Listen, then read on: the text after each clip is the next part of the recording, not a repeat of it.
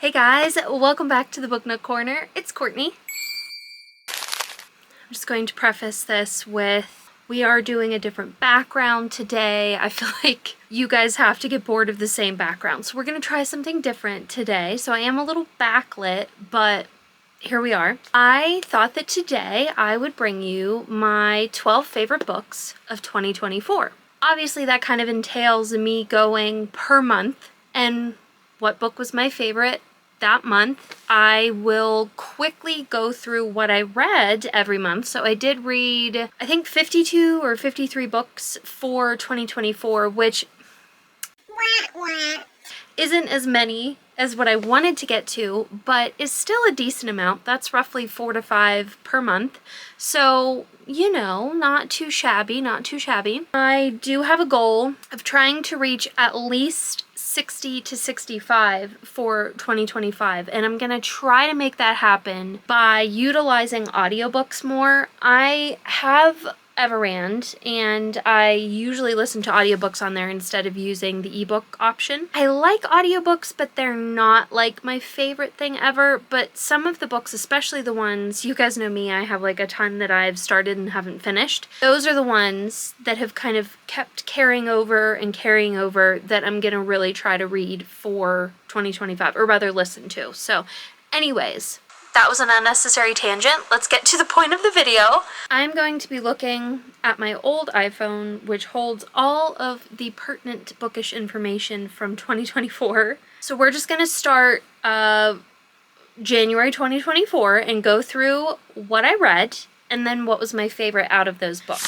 So in January 2024, I read A Memory of Nightshade, Two Twisted Crowns, Swordcatcher, Chain of Gold, and City of Bones. So I would have to say my favorite 100%, and probably my top 3 of the year, honestly, would be Swordcatcher by Cassandra Clare.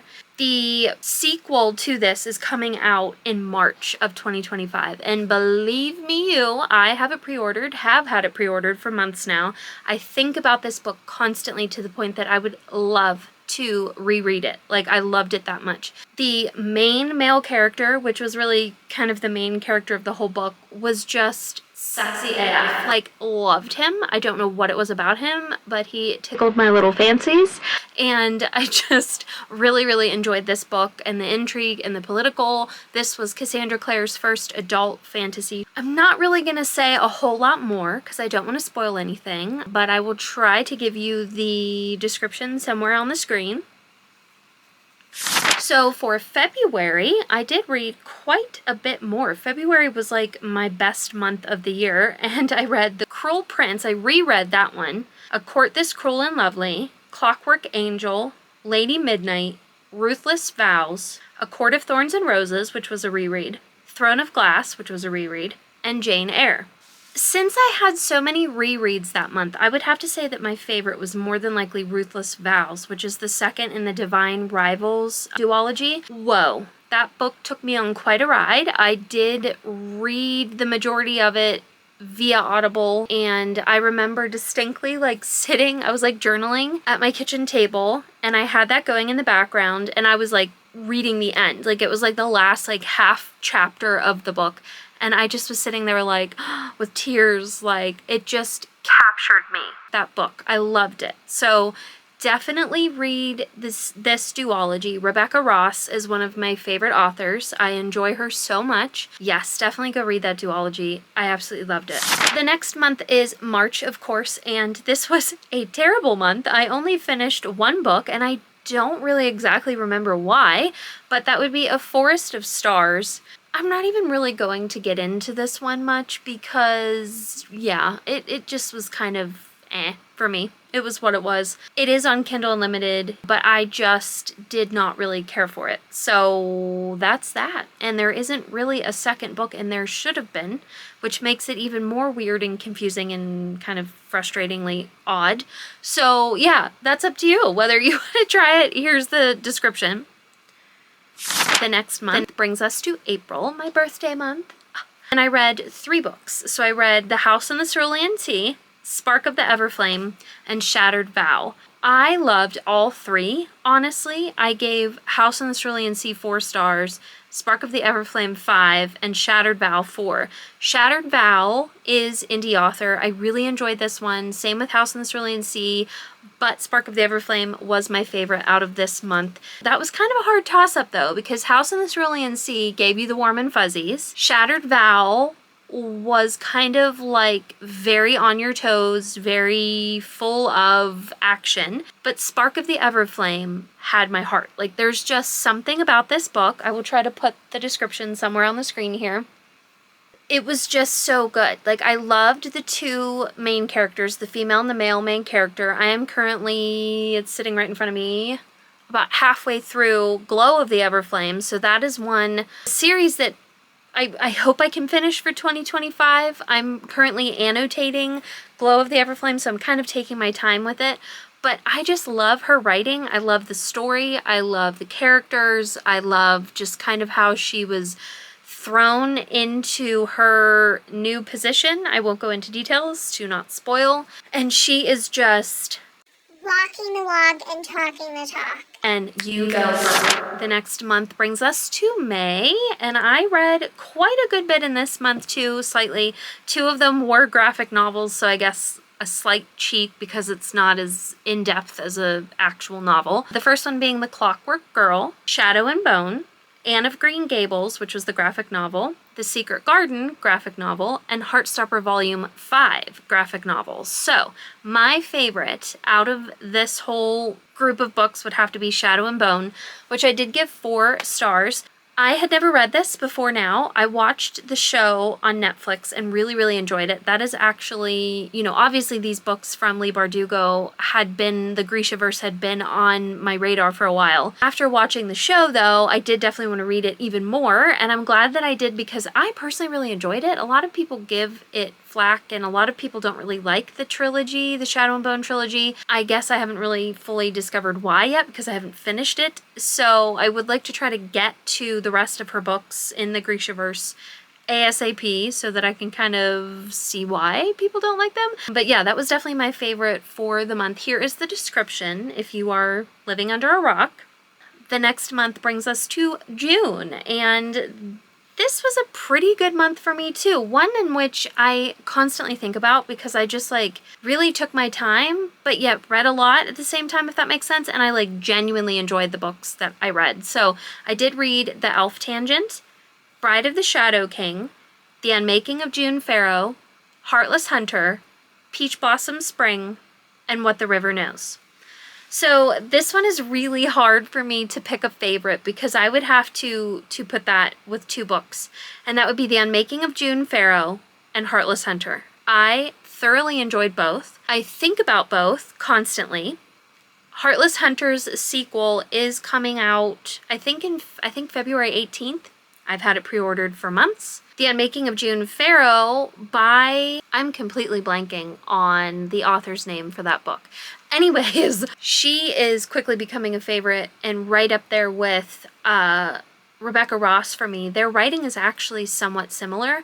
I've read 4 books from her now, and one of her newest ones I just got on Book of the Month, so it is coming by the end of the week or so, which I'm excited about because it has a somewhat similar cover as The Unmaking of June Pharaoh, so I'm curious to see like if there's any similarity there or just that I'll love it anyway.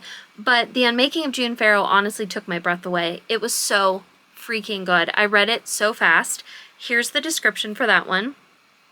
And Heartless Hunter, here's the description before I forget.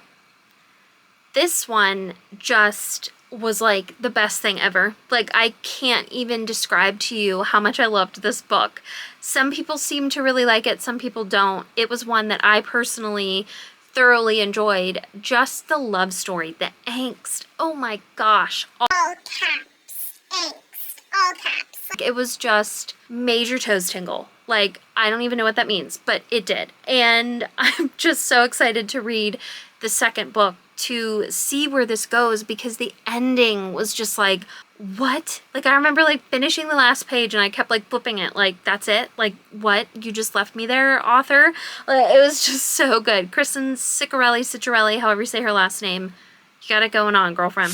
The next month is, of course, July. This was kind of a sucky month for me too. I only read Shatter Me by Tahira Mafi, so I'm just gonna say that's my favorite since that's the only book that I read.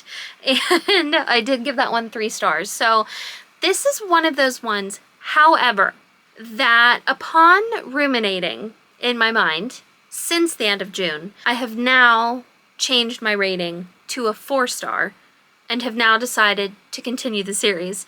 It was one of those ones, I do this not too horribly often, but enough that it's like a thing of mine that I do.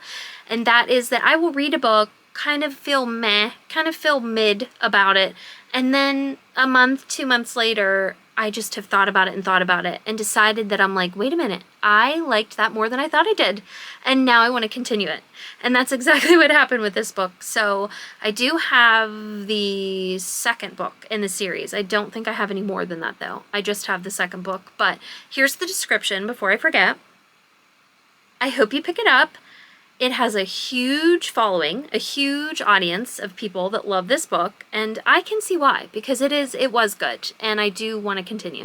So that brings me to August. I only read 2 books for this month, so kind of an month again, and that was Fable and Twin Crowns. I would have to say this is a tie in some ways as well. I did enjoy both of these books. Here's the description for Fable, which is the same author as The Unmaking of June Farrow. And here's the description for Twin Crowns.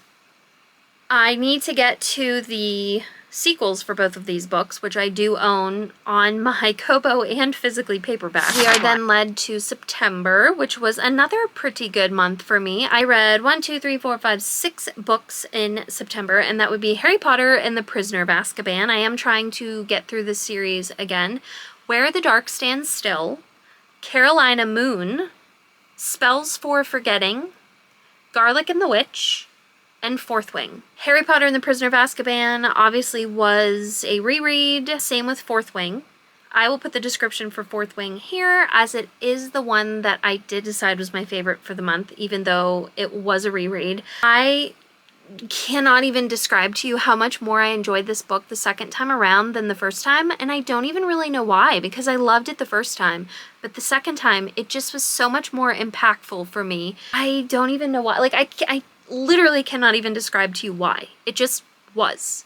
And I cried so much more, and it just brought out so many more emotions, and it hit right at the perfect spot for me in that month, at that time, to read this book, and I just loved it. So please go read Fourth Wing. I mean, if you have not heard of it, You cray, girl. So that leads me to October, which is my favorite month of the year. Hands down, love the month of October. I got a decent amount read. I read 5 books, and that would be Wayward, Quicksilver, Phantasma, Witch Hat Atelier, which is a manga, and Book Lovers. I've discovered that I liked Book Lovers, but I'm not a huge Emily Henry fan. I would have to say, out of those books that I mentioned, which by the way, I did love Witch Hat Atelier, and I want to continue that series, side note. My favorite book, though, I would have to say, is definitely Quicksilver. Quicksilver, I gave 5 stars. Here's the description in case you live under a rock, like I always say. I adored this book. It was super fun. It was super easy to read. It was super fast-paced. I loved the 2 main characters. Just adored this book. And I believe the sequel is coming out in 2025. I don't believe there's a cover reveal yet, or like a pre-order or anything, but I will be pre-ordering it as soon as we find out. I loved, kind of like, to me anyway, it had medieval vibes. Maybe that was just me and I'm in my own little la-la world, but like, I felt that it had medieval vibes, and I love anything medieval related. Medieval fantasies, medieval movies, like all of it I love. I felt that this had that, and I just loved the magic. Super excited for that one. That brings us to November, which I had a decent-ish reading month then as well. I did read 5 books, and that starts with Practical Magic, which I listened to on audio. Amazing on audio. Loved the narrator. Rules of Magic, same narrator. Loved the audiobook. Iron Flame, Glow, which was the 4th or 5th Plated Prisoner series or whatever that is. And then Zodiac Academy 3, which I think is called The Reckoning. This is a toss-up for me because Glow and Zodiac were good. Iron Flame was good. Iron Flame was a slight slog. It took me forever to get through that book, but it is worth it. Don't take that as a bad thing. I'm still excited for Onyx Storm coming out in like 2.5 weeks or 3 weeks or whatever it would be. I would have to say though, between Glow and Zodiac Academy 3, my favorite was probably Zodiac Academy 3. I obviously am not going to share the description because I don't want to spoil anything, but we have now kind of gotten a little bit heavier into their powers, what they're becoming more capable of. The love interests are kind of, you know, poking their little heads up a little bit more. And I'm just excited to continue the series. I know I have so many books to go, and there are still so many more within this world and from these authors, but I don't care how cheesy they are, how over the top, or just kind of like what these books are, I still enjoy them. And I love them, and they're interesting, and they keep your attention, and I'm here for it. The last month, of course, is December, which is not barely, as of today, quite over, but I still managed to get a decent amount read as of like a week ago. So the last like week, I've just kind of been like reading whatever I wanted or just trying to finish like random books that I was most of the way through.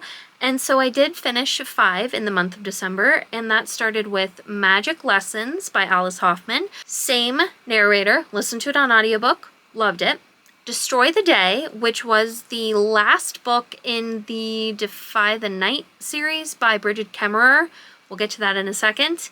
The Book of Magic by Alice Hoffman. So I finished that series there, listened to that on audiobook, loved it. Blood Like Magic, and then 6 of Crows. So this is kind of a hard one there again to pick my favorite out of all of those, because Destroy the Day, like I said, was the last book in the Defy the Night trilogy by Bridget Kemmerer, and I feel like I've been reading this trilogy for forever. I thoroughly enjoyed this book and this trilogy. I highly suggest to read it. It was amazing. It was so good. It had me by the throat. It just could get a little bit slow sometimes, hence why it took me so long to read it. But it is 100% worth it, so please go check that out. But I would still have to say that my favorite was 6 of Crows. Here's the description before I forget. I loved it. I loved it. I started it quite a while ago.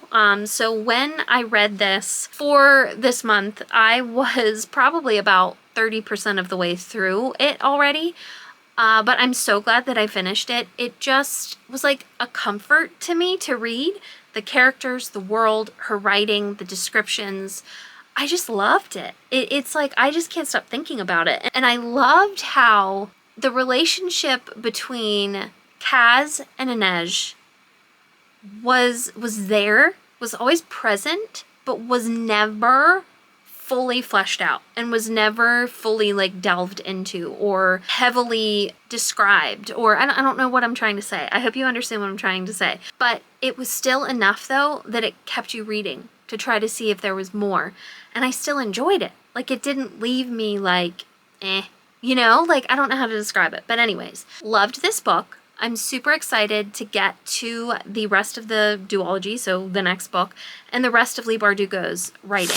So that concludes my 12 favorite books for 2024. I will quickly put them all up on the screen again for you to see. Here you go.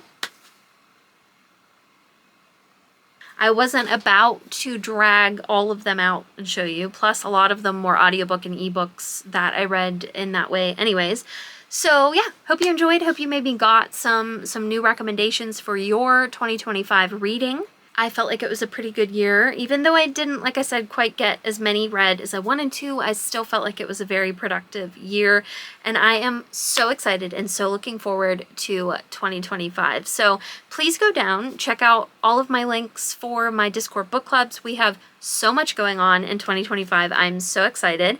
My Bookstagram is down there, my Amazon wish list, all the things. Like, comment, and subscribe. Thank you guys so much for watching, and I will see you next time. Bye!